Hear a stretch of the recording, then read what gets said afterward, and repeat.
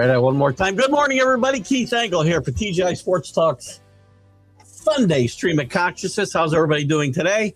Sorry for the little bit of late start. We had I went over a little bit on the big football show as we were picking the Panthers and Seahawks, and Sonia, very passionate about her team, had a long-winded response to the game. But good luck to them. We'll talk about that. And also, Facebook makes it very hard sometimes to get me started on this show. Well, I'm ending that show. So sometimes I've got to start the feed, stop the feed, start the feed again. So I apologize again. It's just Facebook and their technology is not what it should be. And it's not even what it used to be, quite frankly.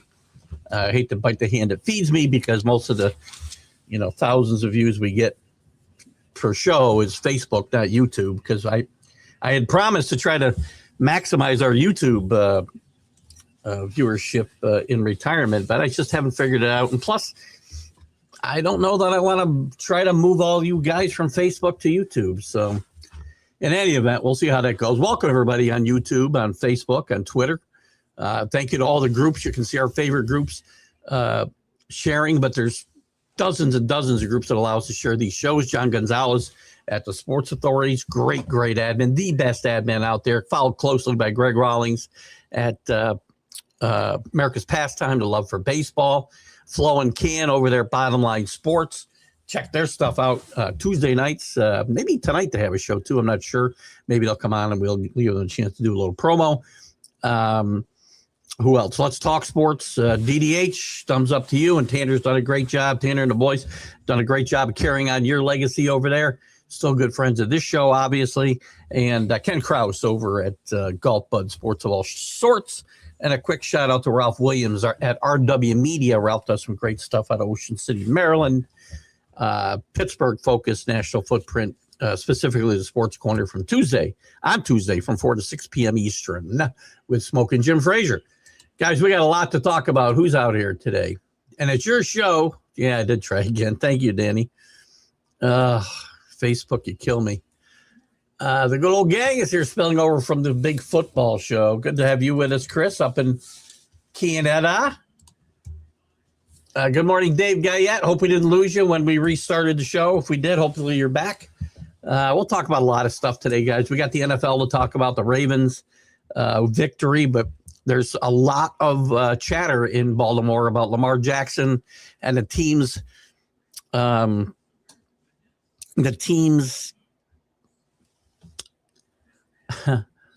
how would I want to put this nicely? They're not really infatuated with his toughness, if you will, and some other things up there. And things may not be good up there. They're not good between him and the coach, and they're probably not good between him and the front office. They're going to have to make a decision, it looks like, between coach and quarterback, and they'll probably make the wrong one. Lions are done. Packers back in. 3 straight losses now for the Packers after this atrocious, atrocious effort last night on defense. Texans with a big win over the Chargers. Chargers mistake after mistake after mistake. Texans defense, though, is a game wrecker. I don't want to see this team. As a Patriot fan, I don't want to see this team in the first round of playoffs or in the playoffs anywhere, because their defensive ends will destroy you. Max protect takes away a lot of your offense. Chargers didn't do it. Herbert did as well as he could, I think, under the circumstances, but way too many mistakes by the Chargers. Great game last night, by the way, by Derrick Henry in that Raven game.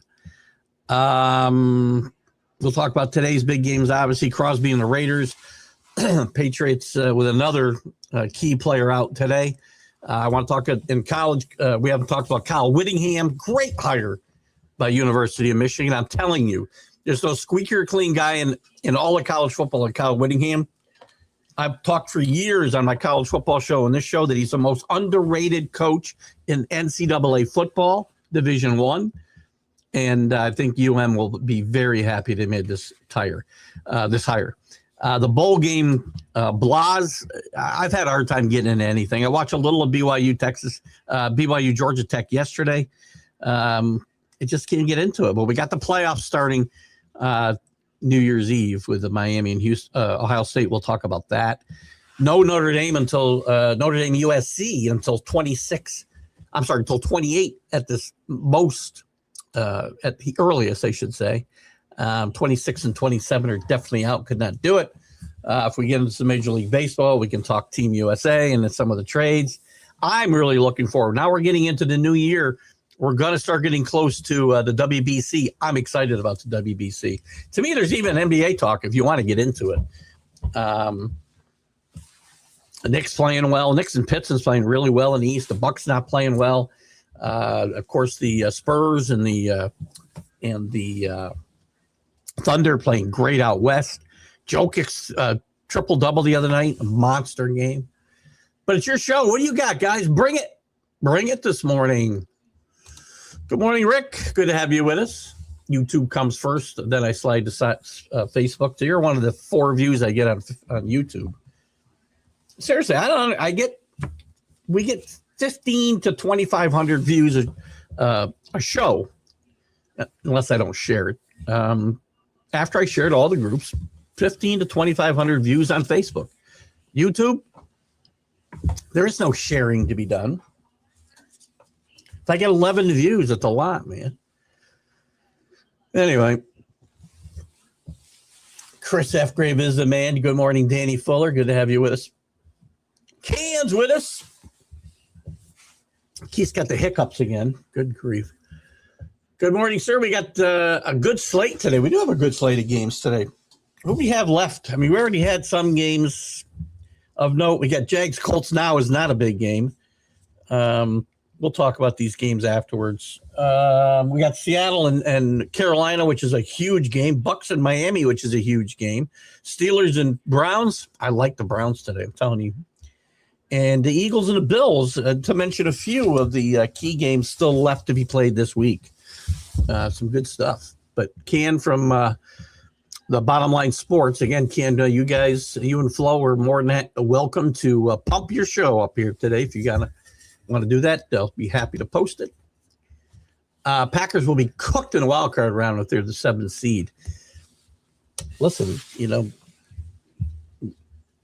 several guys were trying to portray the Lions' loss as, not a bad loss because they were basically out of it. Well, we're not out of it. If they won 2 and the Packers lost 2, they're in. You're going to tell me that's not possible? The Packers have lost 3 in a row now.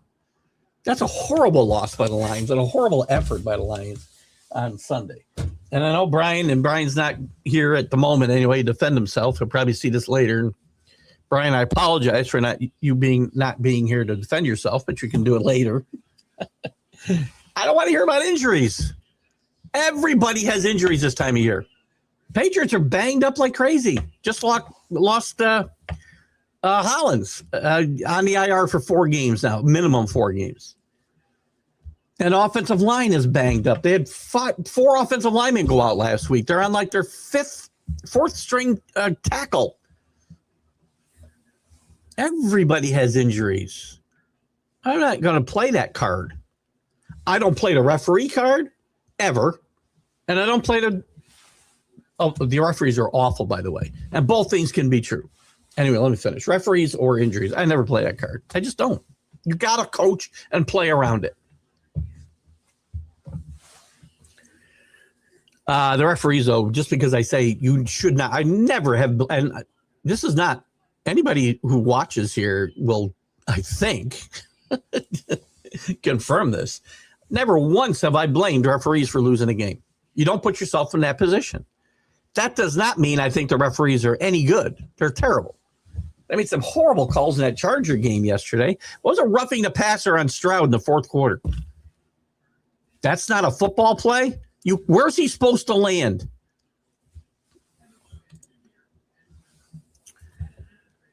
I feel like I should know who this is. Pumping up your YouTube side with a very happy birthday. Hello. Former Montreal Expos, Bill the Spaceman Lee, jumping in. He's 79 today. Is this you, Chris? Oh, it says you, Chris. You jumped over to the YouTube side. Jump back and forth. I wonder if it'll pump me up. Bill Spaceman Lee, 79. Happy birthday to you. Don't have a nice smoke on me. How about that? Too bad Kenny's not here. Bill would be Kenny's kind of guy. Bills and Eagles game of the day. It's a great game, but as far as meaning anything, well, it means a lot to the Bills just to keep pace with the Patriots. Patriots aren't losing. They're not losing to the Jets. They got a better chance losing to Miami next week. To me, the most important game is that Carolina Seahawks game. But this is a big game. I like the Bills, actually, in this game. I won't bet them. I can't bet against teams I got to root to lose. Whittingham's a hit for Michigan. He will do well. He'll do very well. This guy did more with less at Utah than anybody. Brian, Michigan guy. I know Michael's a Michigan guy. Michael Dighton Edwards, if he's with us this morning. But Brian aren't at and by the way, we're on the McGrath Stream Podcast Project. See Mac's logo up there. We also I complimented the groups that allows us to share, and I didn't compliment our main network. Good grief. Still waiting on a new promo from Brian to play before the shows, and I do plan on putting one together for all my shows, so you guys have a better idea. I've been kind of having and hawing about what I want to do about the MLB update, when I want to do it, if I want to move it, so that if I do a promo promoting all the shows, we'll know exactly when they are. But Whittingham is just he's a great football coach, man. He does more with less. And I think with more resources, this guy's he's going to clean up your program. There's no squeakier clean guy in college football than Whittingham. Great job by Michigan. Lakers aren't playing well. Listen, J.J. Redick has called this team out. I mean, literally called them out a couple times in the last week, and going as far to say that they just don't care enough about winning basketball games. They got off to a really good start, still 19-10. And we'll get into the NBA a lot more, hopefully, as we go forward here. But again, it's your guys' show, and I know we have a lot of people who aren't big NBA fans, if you will. I'm a big Knick fan. I'm not a huge it's hard to watch a lot of the games. I get it. But we'll talk as much NBA as our audience allows. But JJ better be careful. Danny took over poking Jack ahead of me. Danny was in rare form today, Rick. Jeez. That's because he's talking into the phone and he can do it faster than you can type. But Danny set a record for getting the word momentum into a telecast this morning. A broadcast, not a telecast. I don't know what they call the damn thing anymore. Lions without second guessing the. I agree. You can't just sit and blame injuries.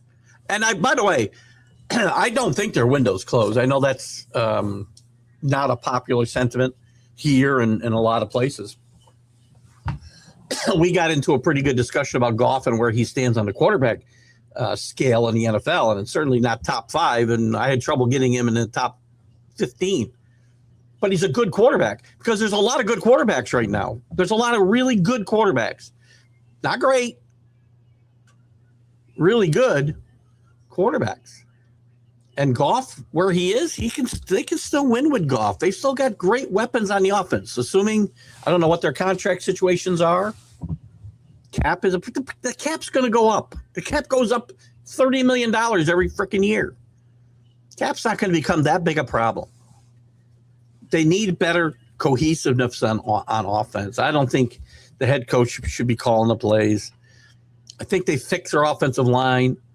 They fix the coordinator issue, whether it's Morton or somebody else. But again, they are a big disappointment this year. I just think there's still a window. Windows do open and close pretty quickly, right? And that doesn't mean they won't flop next year.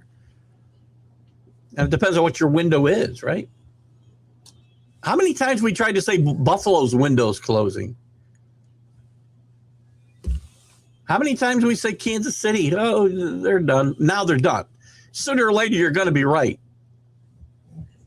I don't know about this year, though. Really don't know. Canada shifting gears game to game in the World Juniors from a Rocky Drago zero defense exhibition. They won 7-5 to a tightened overtime triumph in Latvia. How's the U.S. Juniors doing anyway in this tournament, Chris? We haven't had Jim Bering around in a while. We probably should. I haven't even had contact with Jim in a while. It happens. He gets busy. I get in, my comfort zone and don't reach out. Where's the juniors? I don't have them here. Anyway, got the outdoor classic coming up, I think, soon too, which is always fun.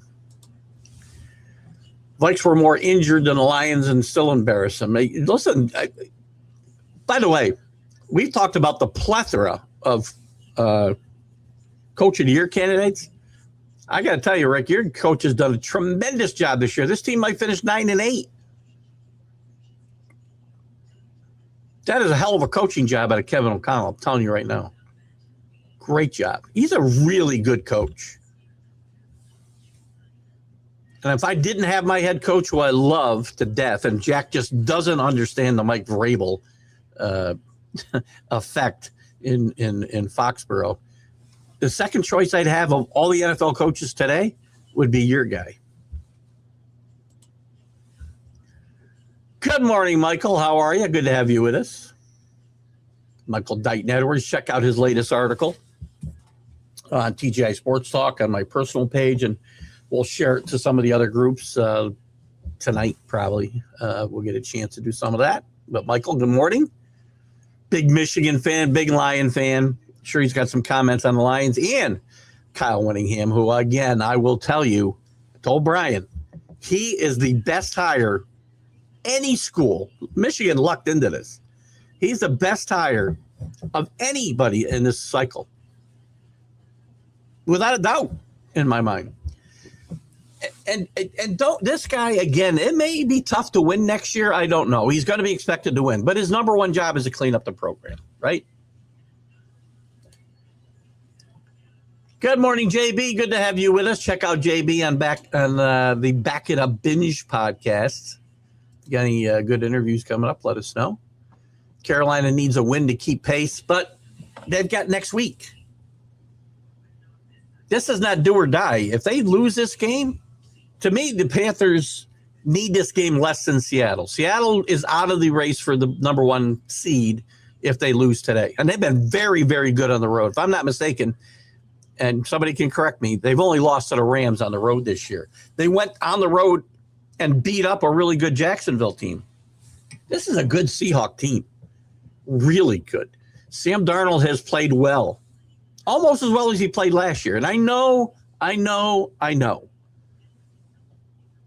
And yes, Danny, I do say it a lot.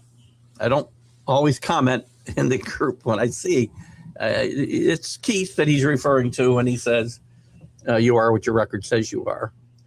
Because that's what the fat bastard said. And I guess Sam Darnold is who Sam Darnold is until he actually wins a playoff game. Sam Darnold's played well enough to get this team in a position to have the number one seed. That can't be disputed. That defense is really good. They run the ball really well. Multiple guys carrying the load. And Panthers could win this game. I just do not think they have enough firepower here. I think it'll be a close game. But I think Seattle wins, and I think Seattle's got more on the line. Panthers can lose this game. They've got to win next week no matter what. If I'm not mistaken, unless Tampa Bay loses to Miami today, and then let me see, what if they lost? Hold on. Let me pull up the why don't I have the standings? I had them up. So they're 8-7. Let's say they both, regardless, even if they both lose, well, if they win and Tampa Bay were to lose to Miami, which I think can happen, and quite frankly, I think will happen. Sorry, Jack. Jack, who doesn't believe in momentum, cannot see the horrible momentum that the Bucks have. I think they lose to Miami today, which would mean Carolina loses. They still are alive. If Carolina wins, it's over. You know, there's a nightmare scenario for the NFL that there's nothing that matters next week. Nothing. Good morning, Michael Abrams. Good to have you with us. Hoping for a Panthers win today. It is a tall task. You know, this team has played up and down. Their point differential is minus 50, guys. This isn't a great football team. But it's one that I think it's playing about what I thought it would play. I saw them, and I said this early in the year, 8-9, 9-8, similar to what I saw my own Patriot team. Now, the Patriots have, to me, matured a little bit faster. And again, yes, they benefited from a weaker schedule, Danny. You can only play the teams they put in front of you. You can't just say, okay, now they're playing better, give them better teams.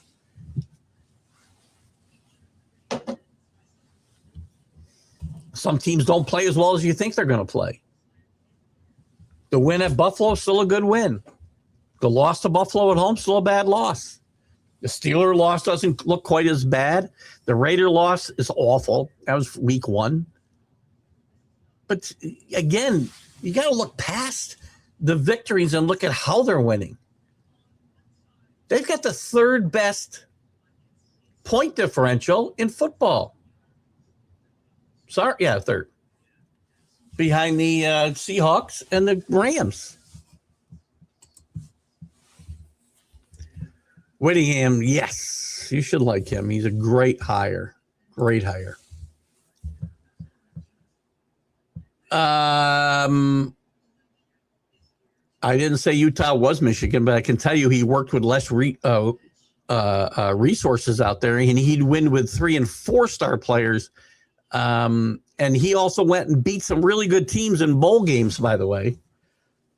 Who did he beat? Did he beat Alabama in the Sugar Bowl? Nick Saban, the GOAT. Go beat Ohio State.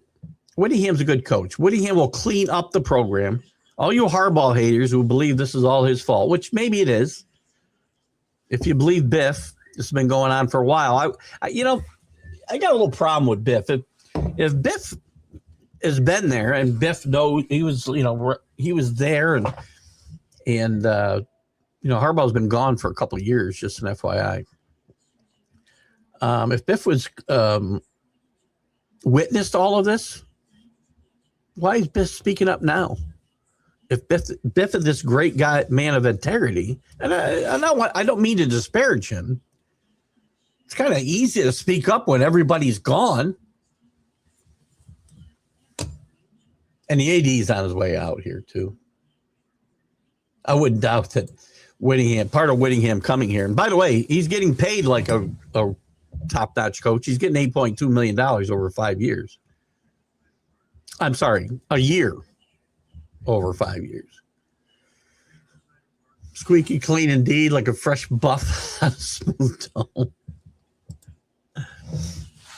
Hello, Paul Spada. How are you, my friend?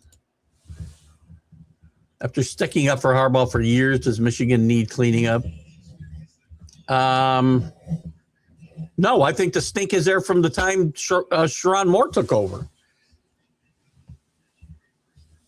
I'm not buying what Biff's got to say. I just said that. And I didn't necessarily stick up for Harbaugh as being a squeaky clean guy.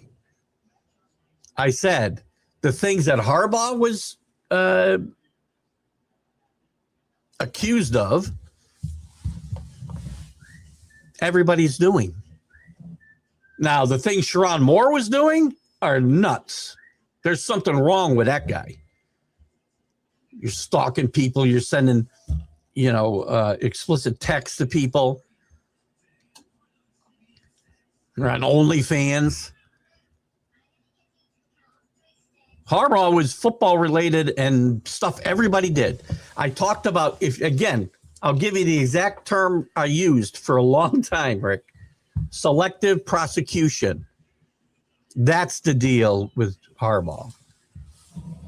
when Harbaugh left, the people left in charge don't think that's his fault.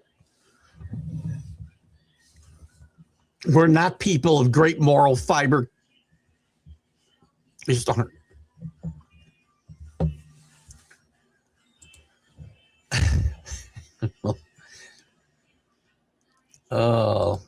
We'll get momentum in a lot here today, too. Chris, in the late 80s, Herm Winningham was drafted 4 times in the first round before he decided to sign a name more memorable in a junk wax era of baseball cards. I remember Herm Winningham very well. Played for a bunch of teams. This guy with a load of talent. You don't get drafted in the first round 4 times without talent, but it never transformed into the major leagues. Danny, did you retire? I didn't say congratulations on your retirement. It was not announced on this show or anything, Danny. We need some clarification on Paul Spada comment here, please. Thank you. Hello, AC. Good to have you with us. Our resident professional poker player. Going into the next season, the Argonauts have no shortage of Alabama dialect in their locker room. You know, I've often wondered where these players are coming from in the Canadian Football League now, because I used to always know at least a couple names, which would give me some interest in some games, right? Doug Flutie, Warren Moon, Earl Campbell, Vince Ferragamo, Tom Cousineau, Joe Theismann when I was a kid. But enough to always get, but the last decade, I don't remember. There's like nobody of any note that goes up there and plays that gives me an interest in paying any attention. Big Ten hired 2 coaches, definitely 1 and 2, all the hires, no doubt. I know you're talking in your phone, Danny. You're talking about the coaching hires for who? Michigan? And I guess you're talking about them being the best hires? I'm not sure. Help me out. He might not be a big name in fantasy land, but Miguel Andujar is being well spoken of these days. Listen, Andujar's a nice player and a good guy to have on your bench and playing, a few days a week. I mean, the Yankees have missed him, I think, since he's been gone. I love the guy.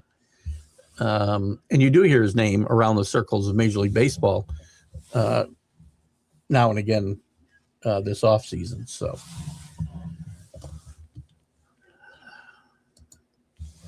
I believe I'm going to retire, quite frankly. But Darnold was in position last year to win the division. When the wheels came off, saw ghosts, seasons passed. Fair. Again, I'm not disputing that even a little bit. I know when I hold guys accountable for the nightmares of their past, right? You have to overcome them. But I watched Sam Darnold a couple of weeks ago against the Rams, right? Didn't play well for a full half. Played very well in the fourth quarter, played very well in overtime. That's not the pattern we're used to seeing with Sam Darnold. Still remains to be seen. I'm not sure about Sonia's coming home comments. Coming home to Carolina, he was only there for a year, wasn't he? Or maybe 2. Doesn't feel like a coming home party. If he's going to the Jets, that's a different story. But, he didn't play enough in Carolina for me to say, he's going home. I think it comes down to 49ers in Seattle next week, Danny, as well. I think they both win this week. I would like the Bears if the Bears still have a chance, by the way, at that bye. They need less help than the Rams. I think if they beat the Ford, they control their own destiny. Well, they don't. They don't control their own destiny. They beat the 49ers today, and the 49ers would need to beat Seattle next week. So, We've alternated wins and losses since October. So, yeah, who knows what we'll get each week. Carolina's, listen, they've made a lot of progress this year. This team was pathetic for a couple of years, right? Murray's playing much better. What's he, 21 touchdowns, 5 interceptions, 5 or 6 interceptions. He's got to play more consistent football, though, right?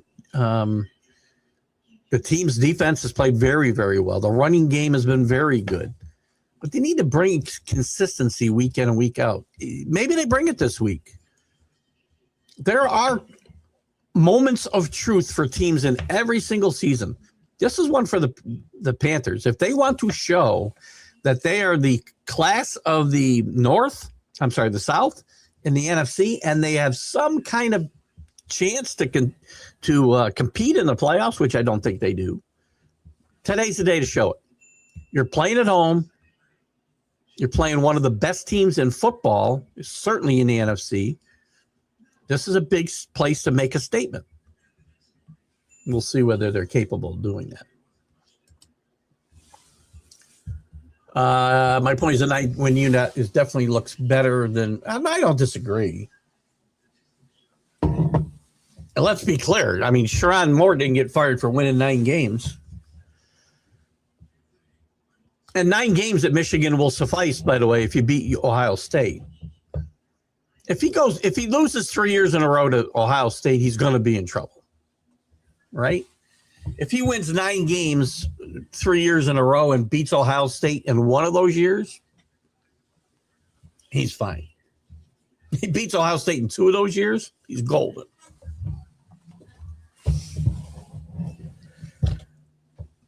And again, Urban Meyer seemed to do okay after he left Utah.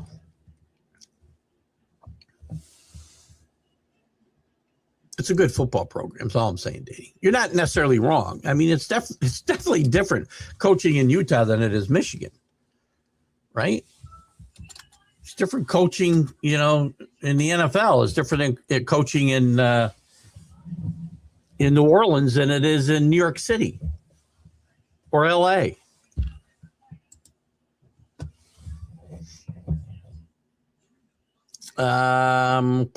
Michael believes in Biff, father figure to those kids, and did what he could to protect them instead of blasting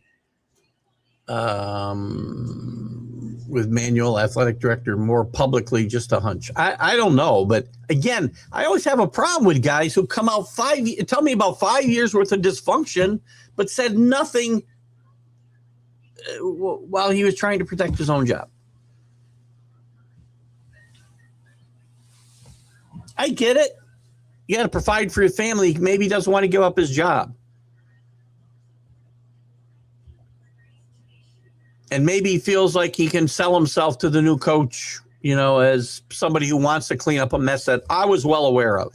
If I'm Kyle Whittingham, though, am I keeping a guy around who knew everything that was going on but never said a word? I don't know, Michael. I think Biff's going to be looking for a job. I don't have anything against Biff. Good morning, CA. Good to have you with us out there. In what's the weather out there today? It was 1 degree when I got up here. I also have salt all over the front of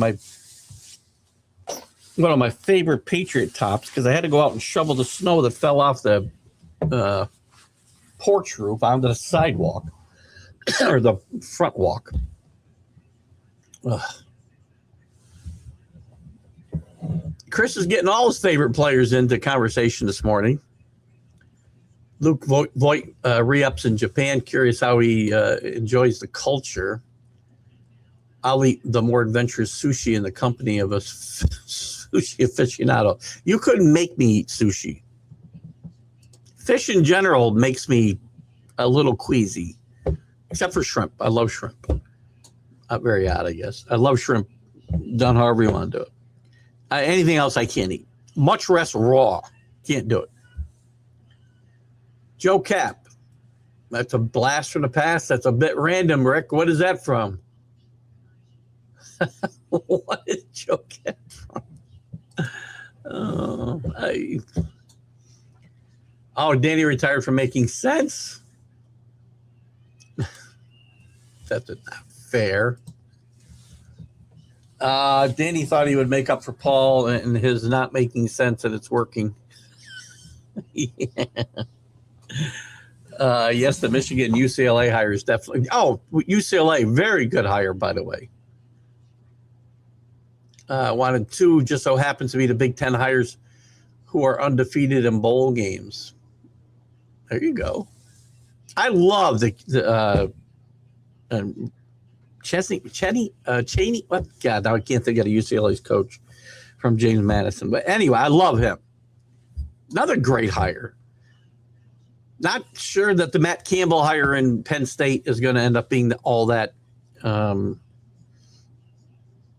upside. A lot of upside to it. Again, Matt Campbell's a really good coach. Matt Campbell did a lot. I guess Matt Campbell and I was going to say Matt Campbell and Kyle Whittingham might be a decent parallel, but they're really not. I mean, the programs, Utah's a better program than Iowa State, excuse me. Matt Campbell had good years. Matt Campbell had bad years. Kyle Whittingham was, except for a couple of years in recent years, and not this one, he was a consistent 10, 11 game winner in Utah. Went to Rose Bowls when they were in the Pac-12. Danny, I mean, you remember Utah being out there, right?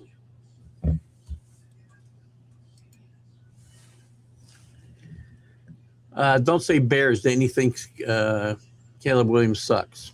Well, he doesn't. But I can tell you, well, he's definitely better than the guy you think is better than Jordan Love. Willis played a nice game last night. Willis will not play that game again. I mean, I could give him 10 more chances. He won't play that well. He's a good backup quarterback, and he will be on a roster in the NFL for quite some time, just as that. But if any one of these teams who is downtrodden and need a quarterback think that Malik Willis is the answer and the next Daniel Jones, I think they're wrong.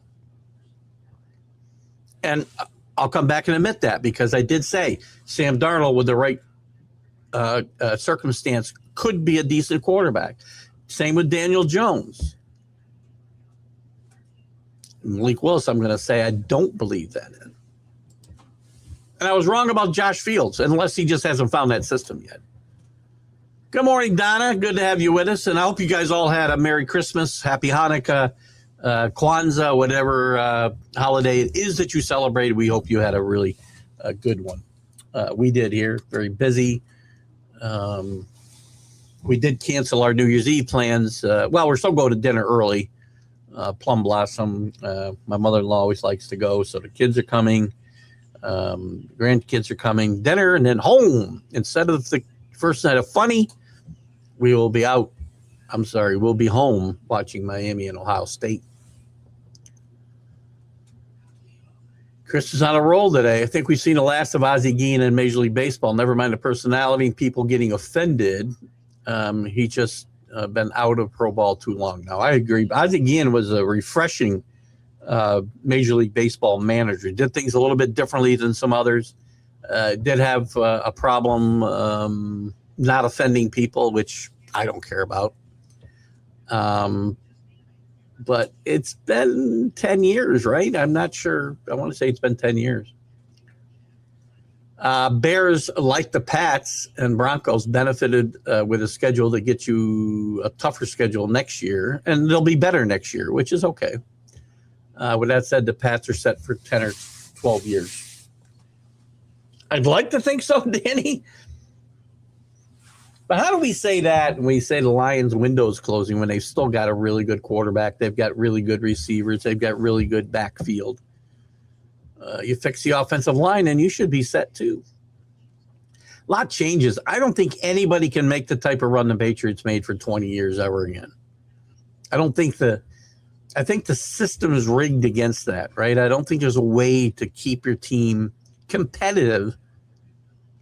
Not just competitive, but competitive and in the conversation for conference championships and Super Bowl championships year after year. And again, when you talk about the window closing, I listened to about the Patriots about 10 times during the course of that 20 years. Because they did go quite a while between Super Bowl victories, if you remember, from 2005 to what? 2013? But they were every one of those 8 years in between, they were competitive. They were in a bunch of AC championship games. And every year I heard about the window closing. Now, they did have the greatest quarterback of all time during that entire window. Jared Goff is not on the level of Tom Brady, and he's not even on the level of the top quarterbacks now. Sorry, Brian. He's not in the top 5. I meant to ask Brian if he was serious about the comment from Friday's Jack and Keith's weekend playbook when he said he would concede Burrow and maybe Josh Allen being better. Maybe Josh Allen is better than Jared Goff. TGI Sports Talk Fantasy Football Championship this weekend. Thanks to everyone that participated, and thanks for CA for setting it up. Yes, thank you, CA. I don't know who's in. I didn't make the playoffs. I haven't really paid attention, so I hope good luck to everybody. Who's in? Help me out. Where's my phone? Let's check my phone here. You know, I never got a FedEx package yesterday. It was supposed to come. Yahoo, right? Let's see. We get some shout outs to who's in. League. Playoffs. Playoffs? For the love of Hawaii, I have no idea who that is. And let's have some fun. So whoever that is, good luck today. Looks like Let's Have Some Fun is a big favorite. See, can I tell who these people are? I go to team levels. Here we go. Love for Hawaii is Scott Kobe. And Let's Have Some Fun is Michael. Good luck, Michael. Go beat Scott. No, I shouldn't say that. Scott's probably listening and get mad at me. Good luck today, Michael. When you say Biff, all I can think of is Atlanta catcher Biff Pocoroba. Biff is a little bit bigger than Biff Pocoroba. Paul Spada talking out of his Spada. Got to put a Y in your name so I know what the hell I'm saying. I do everything phonetically. I graduated from Perth. Speaking out his ass again. See, I can say, you can write it. Don't worry about it. Just setting the facts. I said Caleb wasn't worthy of the number 1 pick, and he's not a top 3 quarterbacks of that class. I think he's in the top 3. Drake May, he is number 3, isn't he? Trying to think who was there. May and Daniels. We had this conversation the other day. I know I'm forgetting a guy again. I'll agree with your argument about not being worthy of number 1 pick, because I don't think quarterbacks ought to be taken that high ever again. The numbers say it doesn't work. Since 1967, quarterbacks taken in the first round have an 8% chance of winning the Super Bowl. No, I'm not saying you're going to pass on guys who are clearly generational players. Peyton Manning. But overall, and I'm not saying you don't need quarterbacks to win. People miss this point all the time. There's so many positions to fill, and positions that need talent, by the way, because if you don't keep your quarterback upright, you don't win. So Caleb is a really, really good player. I wouldn't have picked him number 1 either. But I didn't want Drake May to go to the Patriots as the 3rd pick. So, and again, doesn't mean a lot of good, great, even great players weren't picked in the first round. They don't win Super Bowls.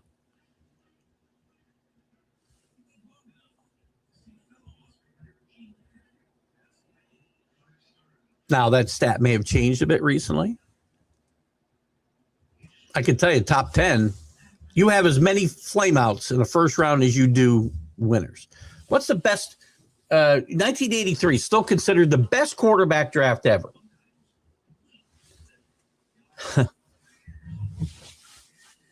Elway, Super Bowls. Let's just take a quick look. I could probably do these guys in my head, but I don't want to miss somebody. Oh, jeez. Got to put in more than quarterback class. Here we go. You ready? 1983 quarterback class. John Elway, 2 Super Bowls. Good job. Todd Blackledge. Jim Kelly, great player.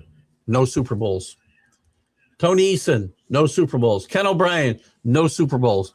Dan Marino, great player. No Super Bowls.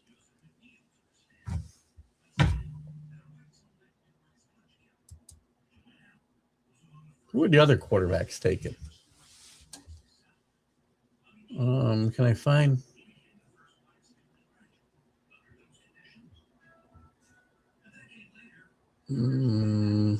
Yeah, I wanted to find a few other quarterbacks. See if somebody from later rounds won, but I can't find it right away. Anyway, quarterbacks are important. You don't need to draft them in the top 10. Oh, Canadian football stars. Joe Cap, definitely. A great one, Rick. Did Joe Cap play for Bud Grant in Canada? I'm trying to remember that. Before he came to play with the Vikings. Did he play for Bud Grant? Was that the connection there? Biff Pocorobo, one of his all-time favorites. Mike Heath as well. I love Mike Heath. Started with the Yankees organization, as you likely know. I had Mike Heath on for an interview. If you go back and scroll through the video. In fact, if you go to TGI Sports Talk, there is a search. There's a search capability. You can search the videos, Michael, and you can search for the interview. I had a great interview with Mike Heath. He was so much fun. He and I still chat on Facebook, and I follow his adventures, his cross-country motorcycling adventures. Great guy. A lot of fun.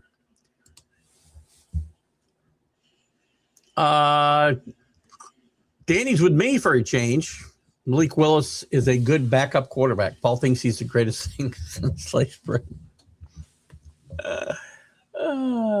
Everybody loves backup quarterbacks. Remember Matt Flynn? The Green Bay quarterback, ironically, right? Played well his last couple games in Green Bay when I think Brett Favre was out with injuries, or they clinched the playoffs. I don't remember. Played a couple of great games, signed a huge contract with Seattle. There aren't that many success stories when you flame out. Some guys need time. Malik Willis isn't one of those guys. Malik Willis was never that good to begin with. Maybe he surprises me, and I will tell you I'm wrong, but, you know. Good morning, Matt. How are you? Again, thank Matt for a lot of those cards that you see behind me on my Christmas tree. A lot of Yankee and Patriot cards there. And where's John Gonzalez? I will show again. I keep this close by for when John pops in. I do have now my own very own Joe Namath card. Please let John know about this.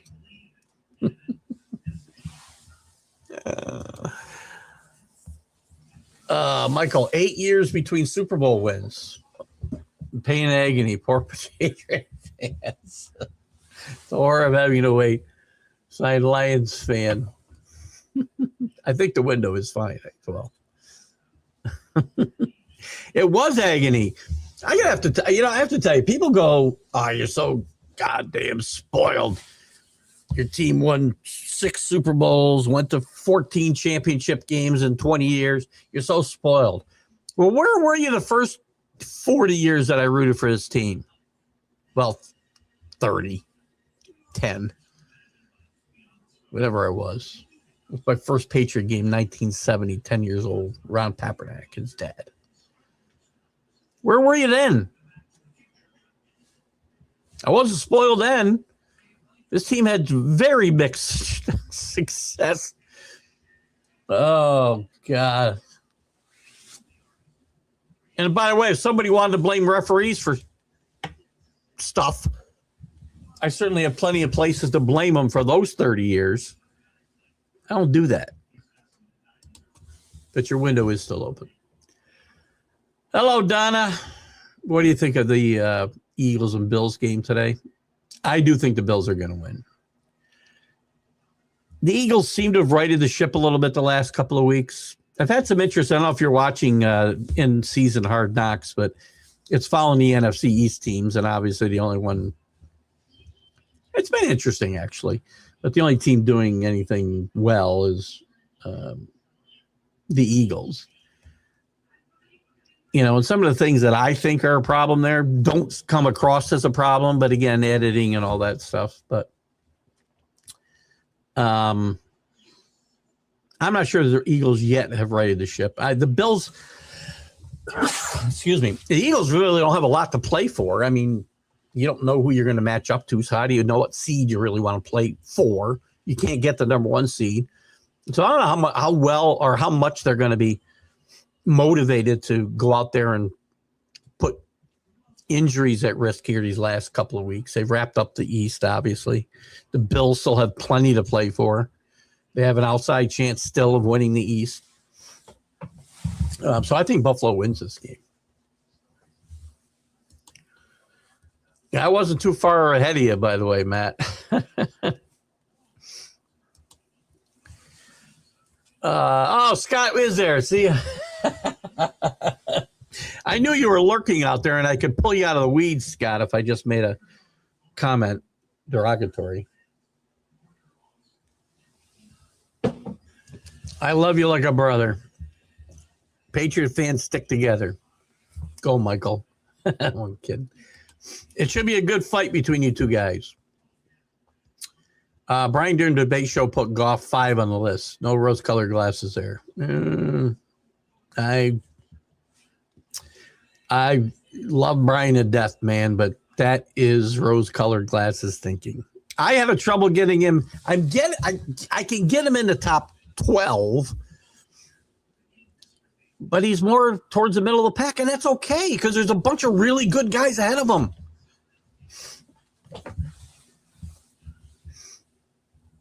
And I could push him even further back probably if I want to, make an argument for some guys. Jack said Herbert. Yes, I'm not sure about Herbert. I don't remember what Jack did with Darnold. I said Darnold, no. I mean, there's guys I could put ahead of him that you could make an argument don't belong ahead of him. I mean, you can make an argument for Goff, not top 5. You want to make an argument for him to be in the top 10, I can probably get on board and listen to some of that argument. There's no way I'm putting him in the top 10. And again, part of that depends on criteria. Are we talking about at this very moment in time? Are we talking about with their career to this date? Are we talking about their career to this date with the future in mind? Are we talking with just the future in mind? There, I didn't make that very complicated, did I? If the opportunity presents itself, I'd love to use my voice to read some of Michael's reading aloud one day. Sure. How do we make that happen? We could, you know what, Mike, Chris, and Michael, you'd have to agree to this, I guess.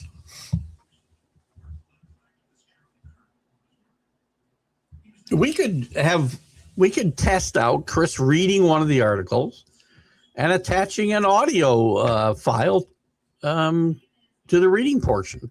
Some people like audio books, right? I don't know. Let's think about that. I'm not going to do that. I wouldn't do that without Michael's okay, because those are his written words. But I got to tell you, Chris got a great voice. Chris, I was thinking about incorporating you to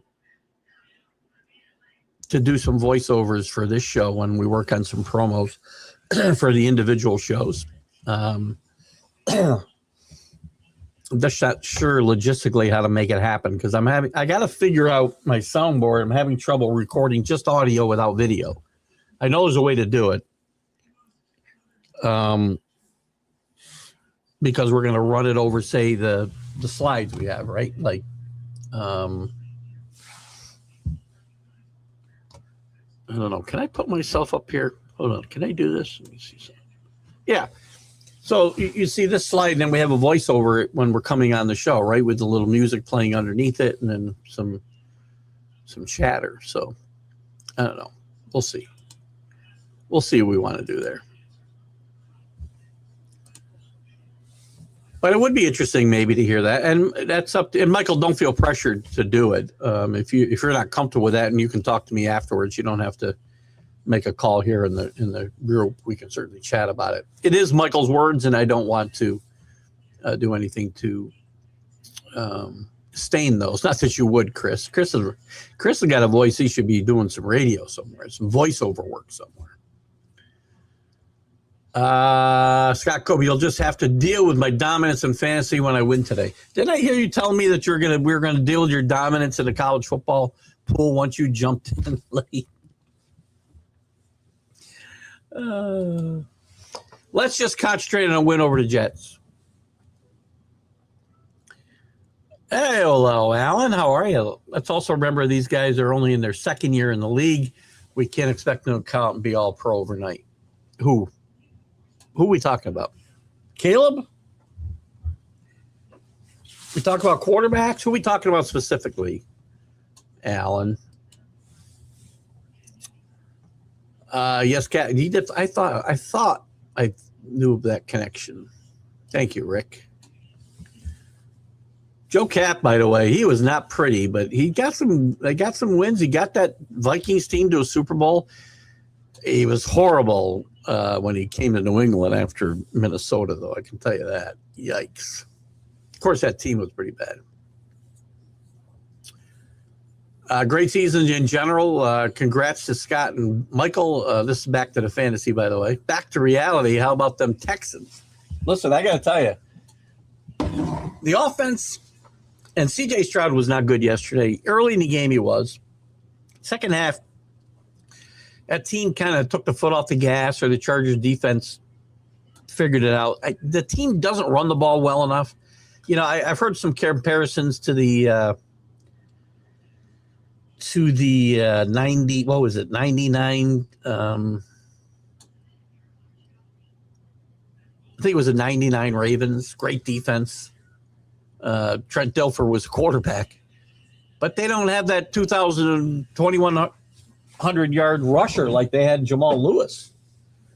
This rushing game is not very good, and I don't think that plays well in the playoffs. With that said, they got the best defense, and they got two defensive ends that just are game plan destroyers.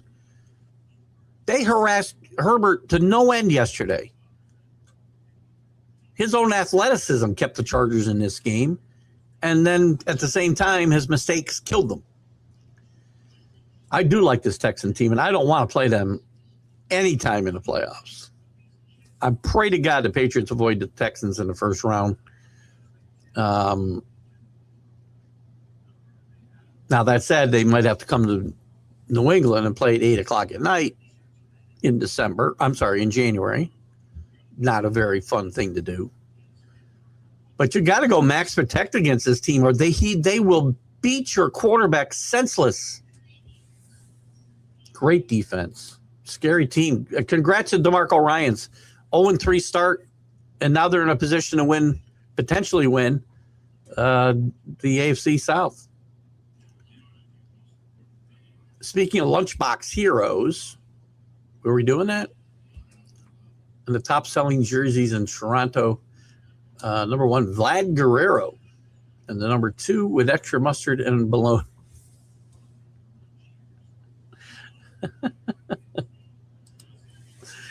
Oh. What's the R2-D2 on the chair? Oh, this guy? Not on my chair. Is this one? It's Danny's Nutcracker. I thought it was very fitting for this show to have my Patriot Nutcracker, given Danny's proficiency, if that's what you're looking at. Or I have something else. What else do I have? Do I have something else around here? On my chair? The chair doesn't have anything. That's me. I was with Detroit. I was in Detroit wishing for 4 wins and coaches not named Mouse or Marici.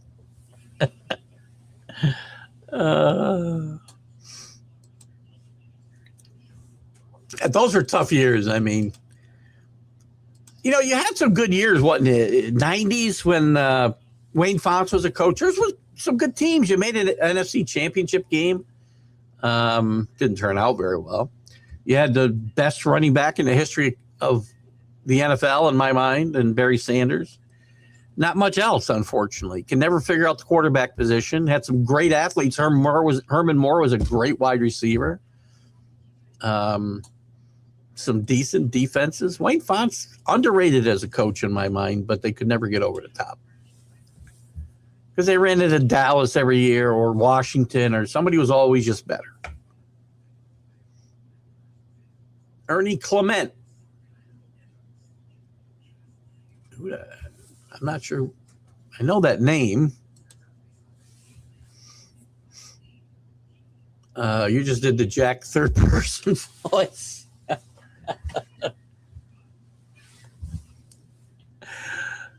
Maybe I'm channeling Jack. I'm scared to death now you brought this up, Rick. A little worried. Did I read right? It's going to be a complete monsoon in Buffalo today. Is that right? Let's check out NFL weather then, shall we, guys? I know we have rain heading here, so I would think it's in Buffalo.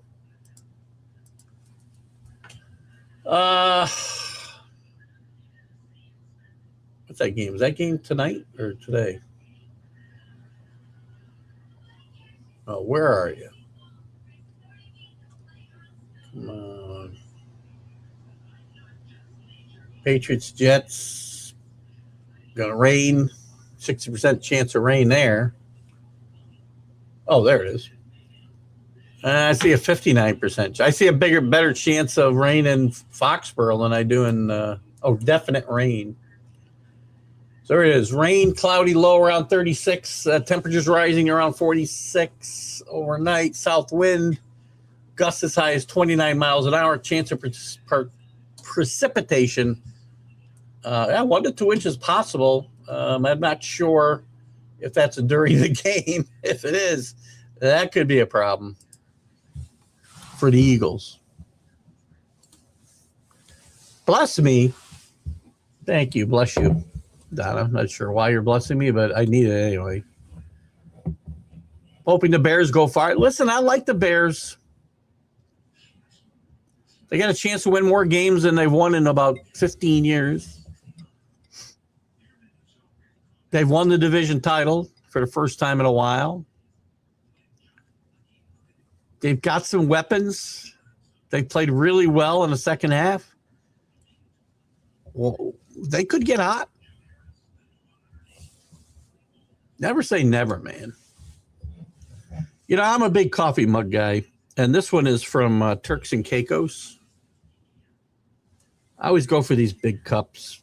Nice design. I got a bunch of them from the islands. And I mix it up with a TGI Sports Talk mug, a Yankee mug, a Patriot mug. But I love these big cups. For years, I tried to get the cups. And if you ever watched the show Last Man Standing, they had these great coffee cups that they use in their kitchen set. And by the time you couldn't get them, I think. And then I think by the time I thought really I wanted one, we couldn't get them anymore. If you ever watch the show, if you watch it religiously like I have, because I've probably seen every episode about 25 times, maybe more. because I'm a big fan of the show. And Tim Allen. 2 division winners will play the NFC West wild cards. Good luck. Yeah.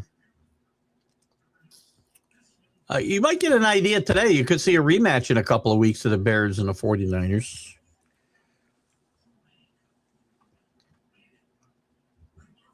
Now, those wild card teams will have to go on the road. Don't forget. So,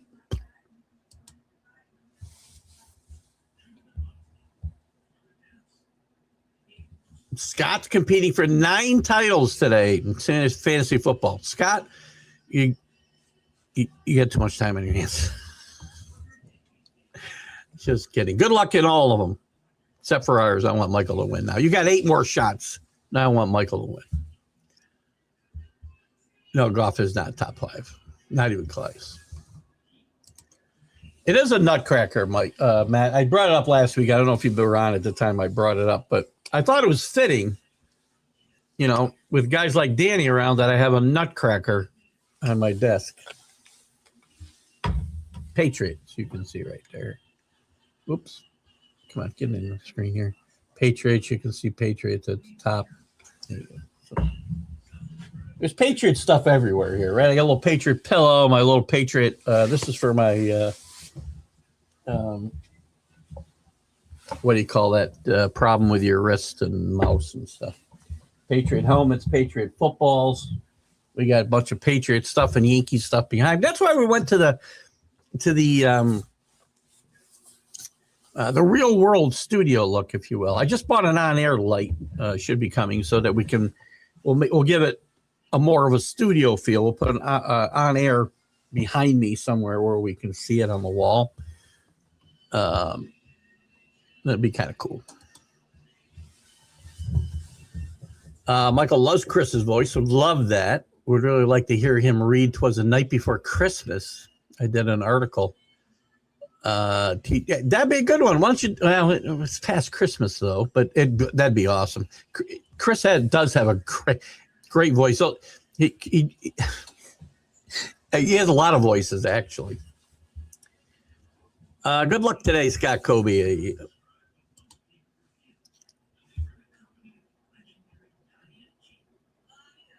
Who?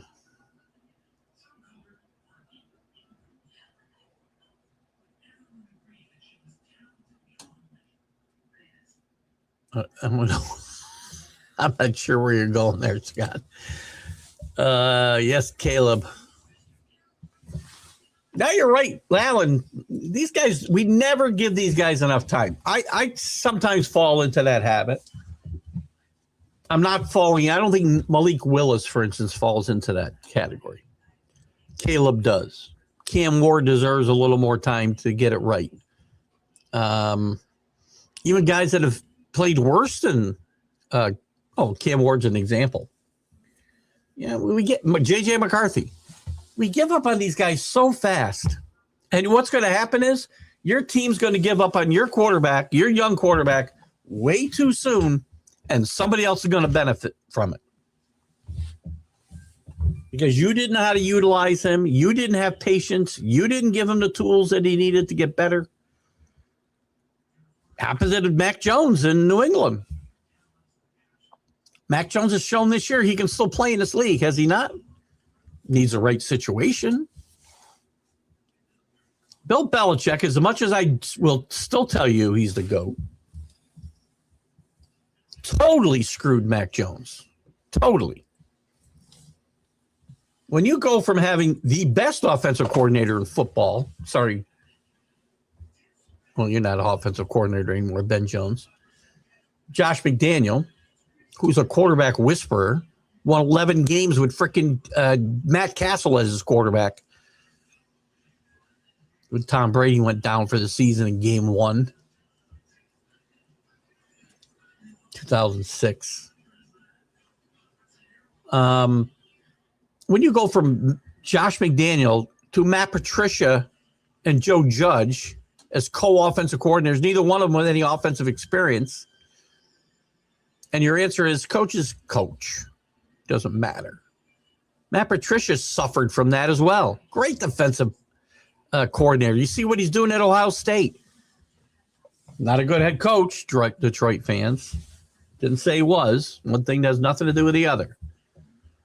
But then Bill Belichick set him up to fail in his second year, a pivotal year in a quarterback's development.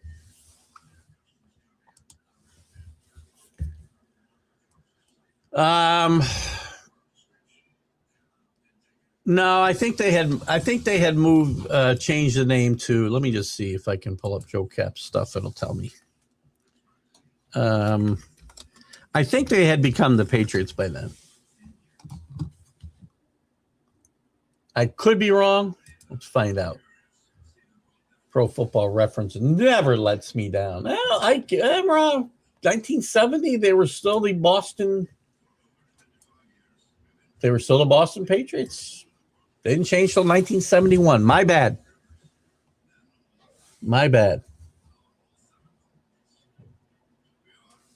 They were still horrible.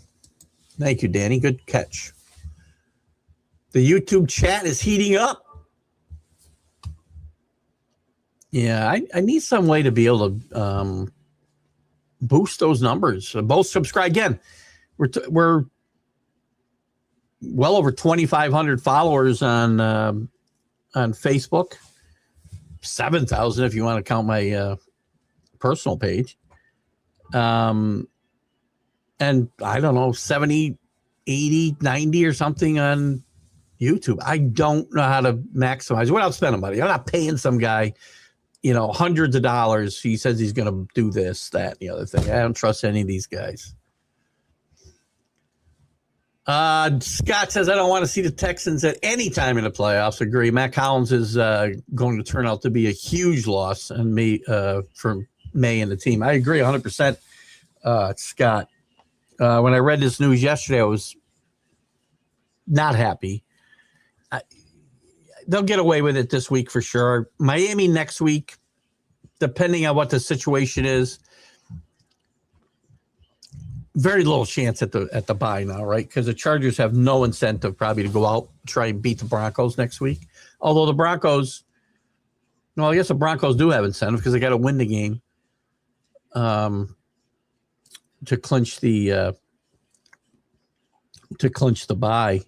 Patriots have no chance to win any tiebreakers, right? Because the tiebreakers with the Chargers go all the way down to strength of schedule, strength of victory, and they trail them in each one of those stats. So,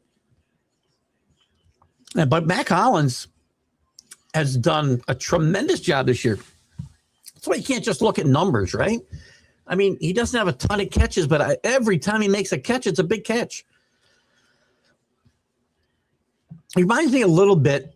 He's a bigger guy, so it's not like physically he doesn't remind me of him, Scott, but he reminds me of David Gibbons a little bit because if you remember David Gibbons, it seemed like he would catch, 30 passes a year, but 30 of them would be for first downs. 29 of them be for first downs.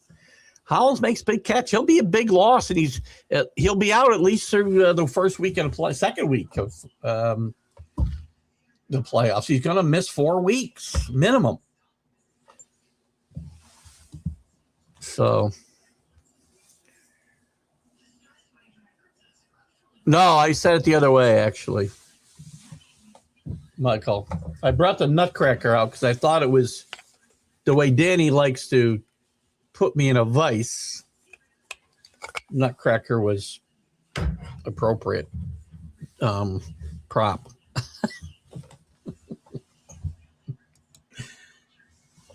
But given the opportunity, I would use it, yes.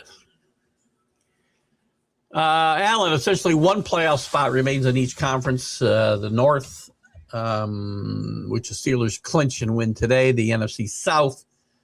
Yeah, but there's also a lot of positioning still in play. The NFL has a bit of a nightmare situation because Steelers can clinch today. The South could be clinched today as what's his name? Alan points out. I don't think either one gets clinched, by the way, because I think Miami wins against the Bucks, And I think, but if they win, they don't clinch with a win. They clinch with a win and a loss by the Panthers because somehow the Panthers have the tiebreaker. I don't know how. So if they both win today, the way I understand it today, and Alan, if you have some other information, please share it. But the information I have is that they would win a tiebreaker. Let me just see. Something could have changed since I saw that, though.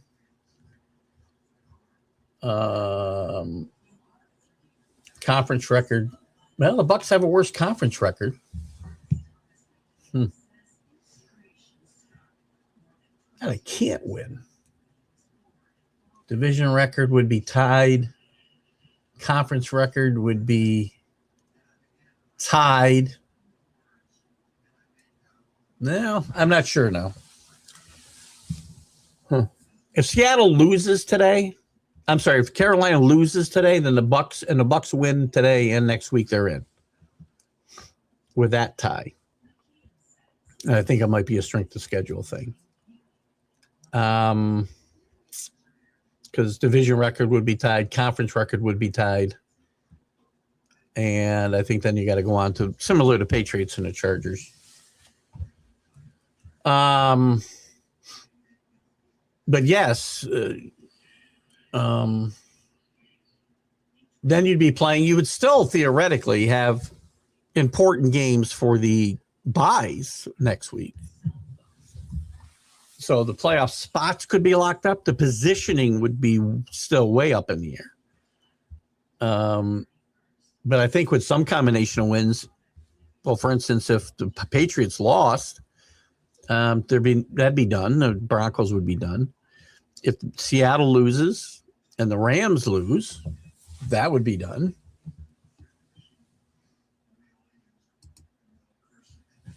Or is it the other way around? If the 49ers lose, the 49ers were to lose and the Rams lose and Seattle wins, that would be done.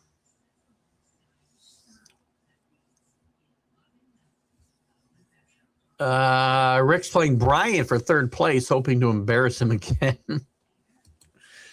I couldn't even make the consolation games. 4 p.m. game for who? Your team? The Jets? The Buffalo Eagle game? I'm guessing that is probably the doubleheader game, 4:25. Donna's right there. Good catch. Not a lot of 4 o'clock games today, and only 2 4 o'clock games today. Eagles and Bills, Giants and Raiders. We'll probably get stuck with Giants and Raiders here. Tofu, here I come.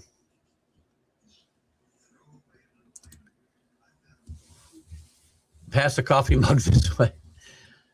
I never share my coffee. I got to tell you, I need all the coffee I can get. Love you too. Like a brother from another mother. Oh, Nutcracker today.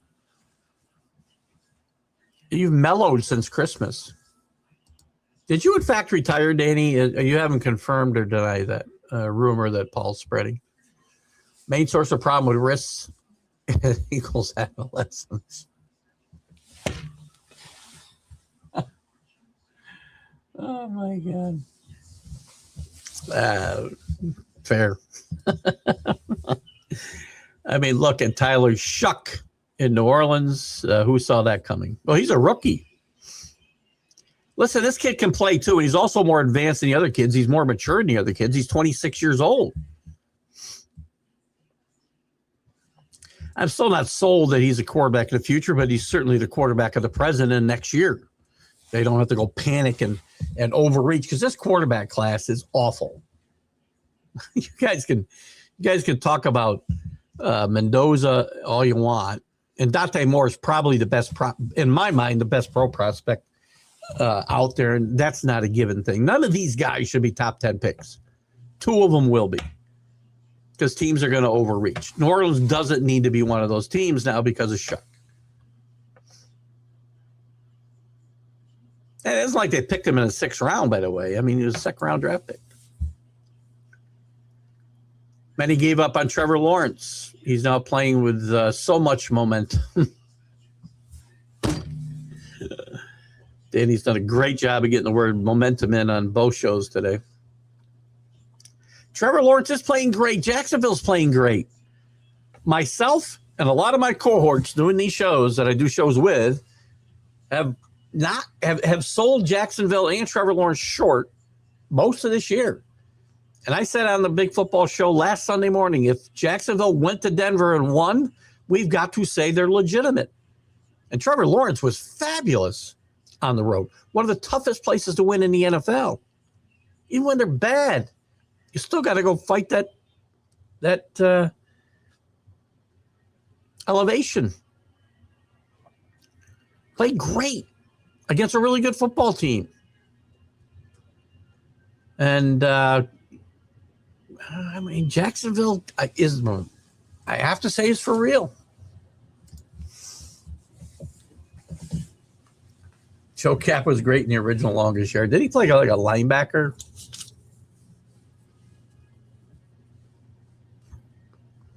So much better than the remake. One of my favorite sports movies that I always forget about when I'm talking about sports movies. Michael Conrad in that movie was great. Burt Reynolds was great. What other football players? Weren't there a few other football players in that movie on either the guard side or the prisoner side? Was Nitsky in that movie? I'm trying to think. But Joe Cap was in it. I believe, maybe I'm wrong, I think he played like a linebacker. Heads up, Winter Olympics start in 6 weeks. By the way, speaking of Winter Olympics, and I will get into it. How much we get into it on this show will probably depend on, how the U.S. is doing and interesting stories and whatnot. But guys, feel free to dive in there. There's one interesting story that I want to touch on, and I'm glad that Chris brought this up because I keep forgetting to make note of it the last week or so. Lindsey Vonn, at 41 years old, has made the U.S. Olympic ski team. I think that's tremendous news. All us old folks root for old folks. Not that 41's old, but in the world of skiing, it's ancient. And she's overcome multiple knee surgeries. Congratulations to Lindsey Vonn. And I'm looking forward to seeing her compete and hopefully medal in the Olympics. So 6 weeks to the start of those Olympics. I'm not even sure where they are. Where are they, Chris?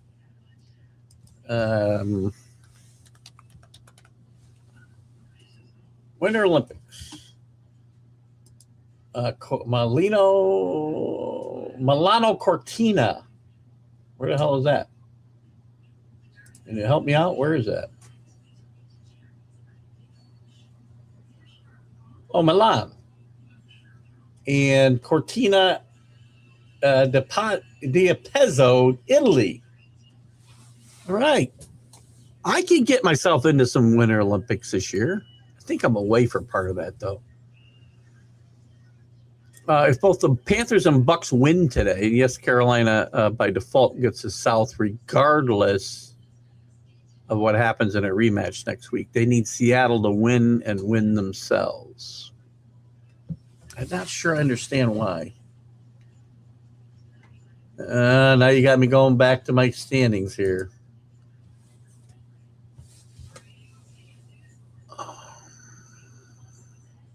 If both the Panthers and Bucks win today, that leaves the Bucks one game behind. Okay. I got to know what the tiebreaker is because it'd be one game separation, 9 against 8 wins. If Tampa Bay went and beat them next week, they'd both have 9 wins. They'd both be 3-3 in the division. They'd have the conference. If Carolina wins today, you're right. Carolina's not winning today. Carolina's not beating the Seahawks. Hello, Happy New Year, Billy. Good to have you with us. Big game. I'm sorry you're going to get beat so badly with the New Year coming and the holiday season here. But you do have Brady Clark to look forward to as your third-string quarterback next year as you watch him finish out the season as a Jets starting quarterback. But it's good to have you here, Billy. Merry Christmas and Happy New Year to you and your family. Good to see you. Just kidding.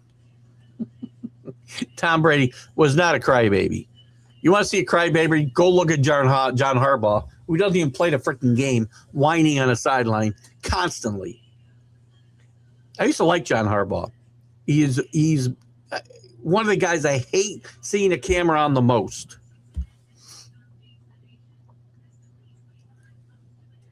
And Tom Brady was the toughest quarterback and one of the toughest quarterbacks in the history of football, by the way. Go back and watch some of the hits he took.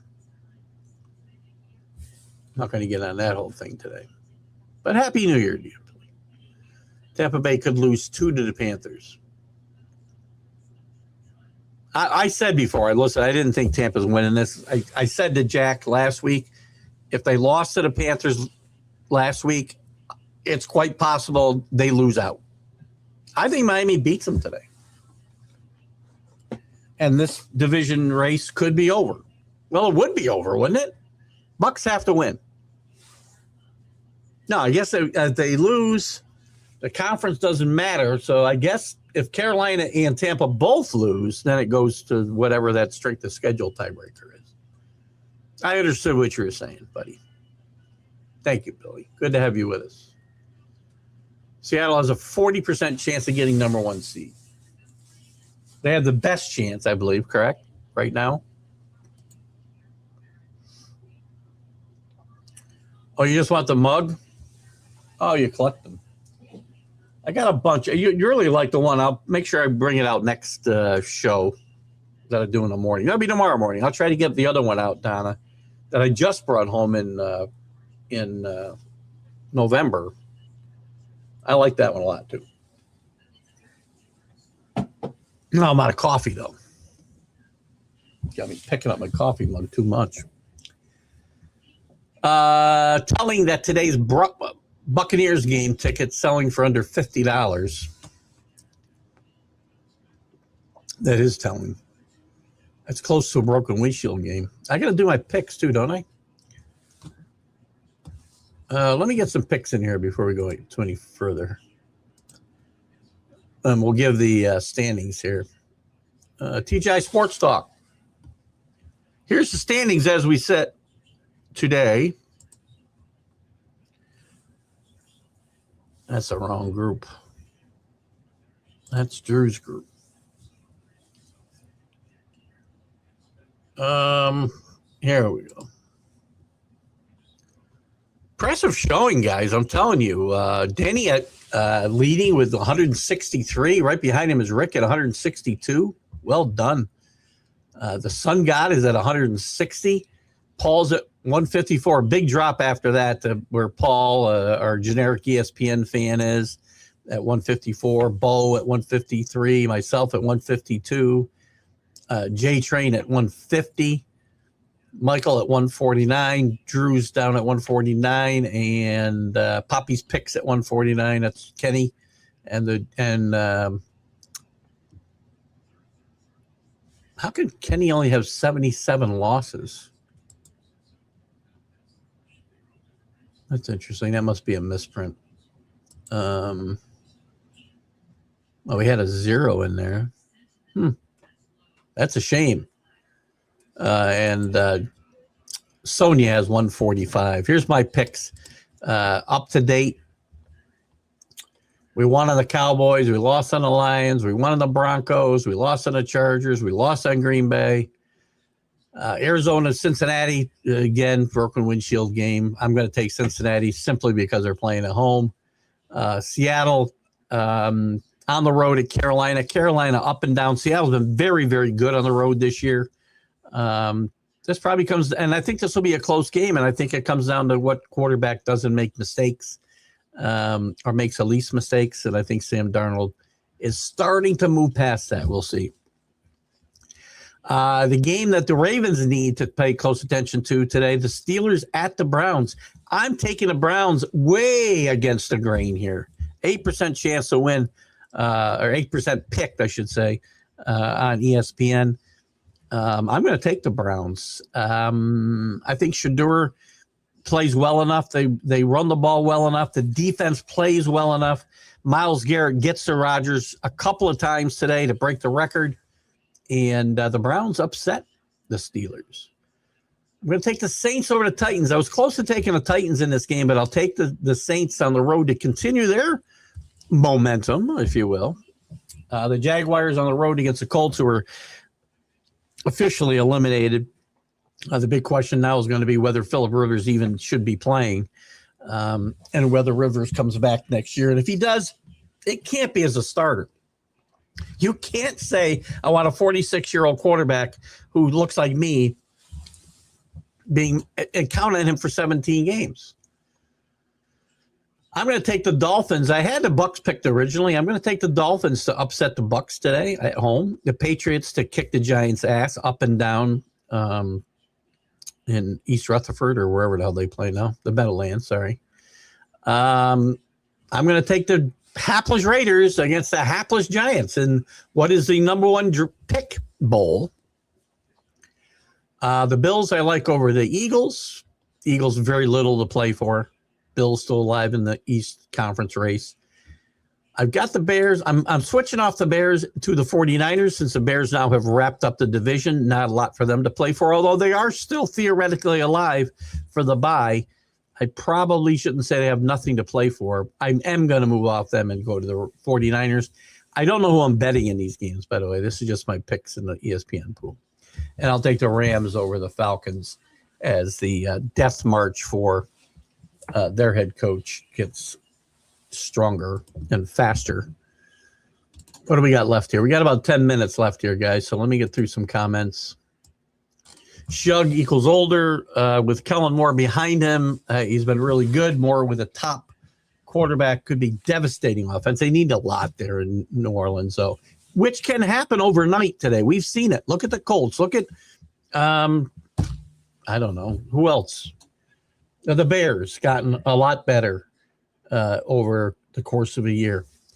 And when you got a draft picks and you don't have to be chasing a quarterback around, that's a huge, huge difference. Keith is, Danny says he's still running my officiating company one more year. Oh, I see. That's not supposed to be a period. I'm still running my officiating company one more year. The trophy and awards with the silk screening and embroidering company is a money-making hobby. That said, I did collect my first Social Security check in December. God bless you. Happy retirement.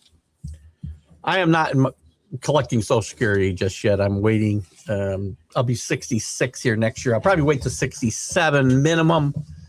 There's a chance I go to 70. I don't know. We'll see. We'll see how things play out.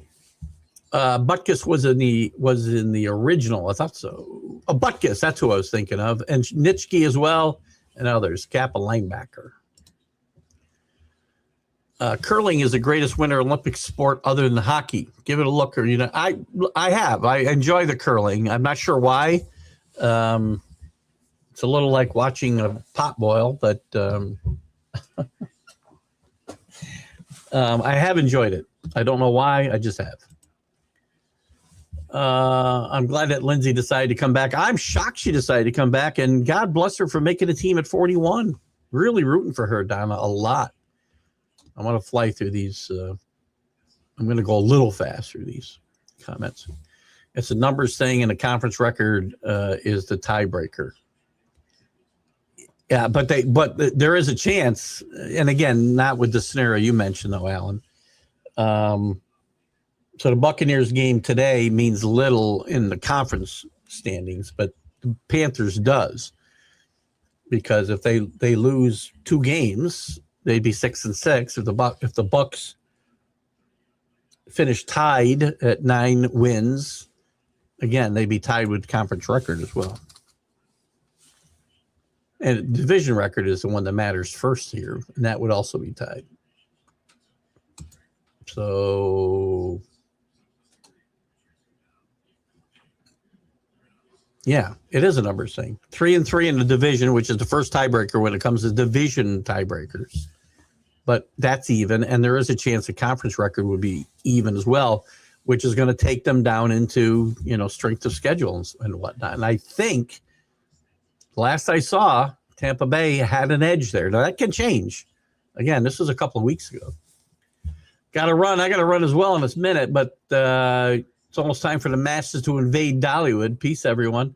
Thank you for the show. You're welcome. Happy New Year to you. We'll probably see you. We got to do a college football show here at some point. I didn't do one last week, and I'd like to do one before the holidays, so I might do it Wednesday afternoon, quite frankly, before we go out to dinner. So keep an eye out for that, a time for that show. New Year's Day, by the way.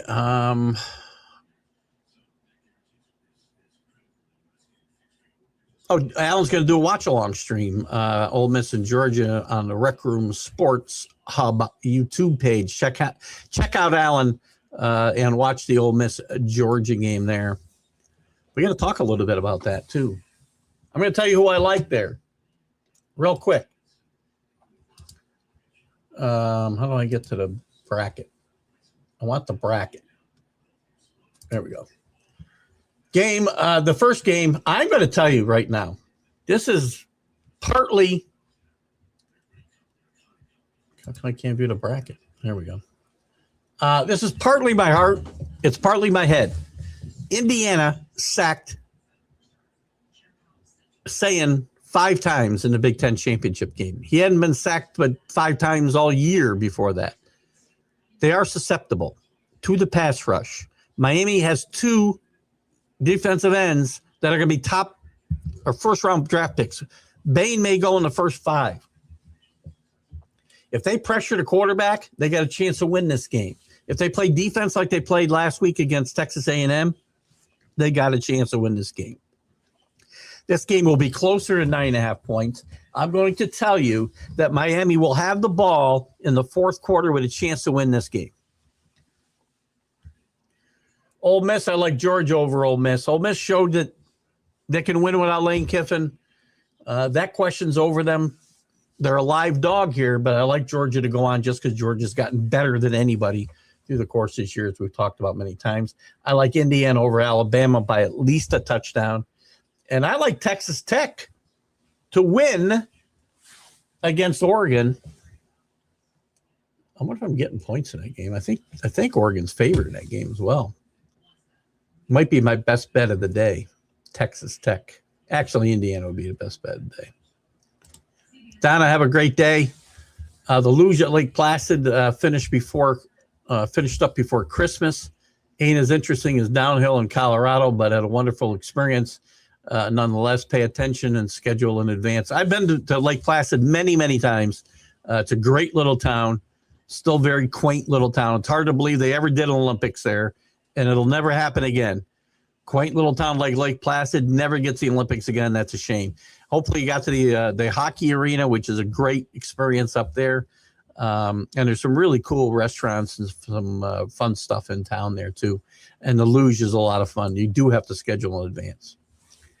Donna's on her way to make breakfast. Have a great football game Sunday. You too, Donna. See you tomorrow morning. Me know it all. Paul has no chance. TJ. Mister. Okay, sorry. Thank you for the respect for him anyway. I love the Niners tomorrow. I think I do too. I kind of got off the Bears. Actually, tonight, can you use the broom on your opponent in the curling? So I'm in. Miami Hurricanes head-to-head takes priority. LOL Panthers will beat the Bucks twice. Listen, again, I'm not saying the Bucks will win. I said to Jack last week, if the Panthers beat them last week, they'd lose out. And I think that's what's happening. Georgia beats Ole Miss. I agree. Have a masterpiece of a Sunday yourself, Danny, and everybody. And what's this? The word I use? That word is the most underrated word in sports. Which one? Which word? Now I need to know which word. Oh, if. That word if. Gotcha. If. Yeah, Jack used a lot of ifs today too, didn't he? Good grief, man. You have a masterpiece of a Sunday, Danny. Everybody have a great day. I'm going to call it a quits because I got to go clean this shirt up or change it, one or the other, because there's salt all over it. Keith Engle for TGI Sports Talk. We'll see you tomorrow morning with Jackie Keith's Weekend Playbook at 8 a.m. Eastern. You guys have a great Sunday. Enjoy. Good luck to your teams unless they bet against you or the Patriots need you to lose. Have a great Sunday. Bye-bye.